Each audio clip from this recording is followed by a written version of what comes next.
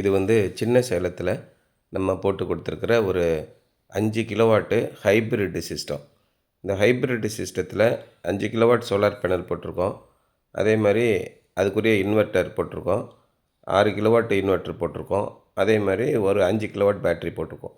எதுக்கு 6 கிலோவாட் போட்டிருக்கோம் அப்படின்னா, எதிர்காலத்தில் நீங்கள் சோலார் பேனல் நீங்கள் அதிகமாக போடணுன்னா தாராளமாக போட்டுக்கலாம். இந்த ஹைப்ரிட் இன்வெர்ட்டரில் என்ன ஒரு எக்ஸ்ட்ரா வசதி இருக்குது அப்படின்னா, எத்தனை பேட்ரி போடுறீங்களோ அத்தனை பேட்டரிக்குரிய சோலார் பேனலு அதிகமாகவே போடலாம். நார்மலாக ஆன் கிரிட் இன்வெர்ட்டர் அப்படின்னா ஒரு 5 கிலோவாட் இன்வெர்ட்டர்னால் ஒரு 5.5 கிலோவாட் வரைக்கும் சோலார் பேனல் போடலாம். ஏன்னா சோலார் பேனல்லேருந்து ப்ரொடக்ஷன் பண்ணுற எஃபிஷியன்சி மேக்ஸிமம் ஒரு 80லேருந்து 85% இருக்கும். அதனால் ஒரு 5000 வாட்ஸ் மேக்ஸிமம் ஜென்ரேஷன் பண்ணுற அளவுக்கு ஒரு 10% அதிகமாக போடலாம். ஆனால் நீங்கள் இந்த ஹைப்ரிட் இன்வெர்ட்டரில் பார்த்தீங்கன்னா ஒரு 40லேருந்து 50% கூட நீங்கள் அதிகமாக சோலார் பேனல் போடலாம். அந்த சோலார் பேனல்லேருந்து வரக்கூடிய அவுட்புட் 6 கிலோவாட் போட்டிங்கன்னா 6 கிலோவாட் வரும். ஆனால் பேட்டரியை சார்ஜ் பண்ணுறதுக்கு உதாரணமாக நீங்கள் ஒரு 3 பேட்டரி சேர்க்குறீங்க.